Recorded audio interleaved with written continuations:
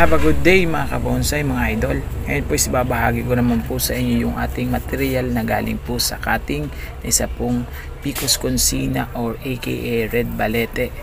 Yan po yung update niya galing sa cutting. At meron pa po tayo ditong iba, is ito naman po yung tinatawag po na Picos Nana or Money Tree, or may ibang tawag po dito is Chinese banyan. Yan po yung galing cutting na wire na po natin. At ito naman po yung ating pong Don Manuel na galing din po sa cutting, from cutting to Smami or small bonsai po. Yan. Ito naman po yung santan.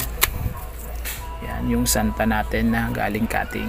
Ang mga advice ko lang po dito is wag muna masyadong gagalawin, wag muna siyang kakalikot-kalikutin, at focus na muna po tayo sa iba po nating material, lalo na po kung galing yung sa cutting yung bonsai material po natin. Po sa inyo itong mga ginawa po natin na small bonsai na galing po sa stem cutting. Ito po ay yung ating material na isa pong Largitromia indica o tinatawag po na local melendres, isa pong flowering bonsai ang galing pong cutting.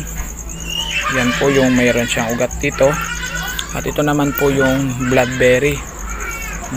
Yan ang bulaklak niya po. Ginawa ko pong bonsai.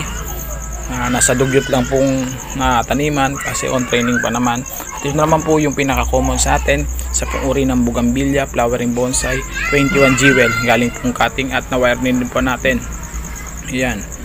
Ito po yung ating sinisimulan ngayon is sustainable bonsai making na galing sa cutting para iwas hunting in the wild. Kaya hanggang dito na lang po. Maraming salamat. Follow for more and God bless. Happy bonsai making.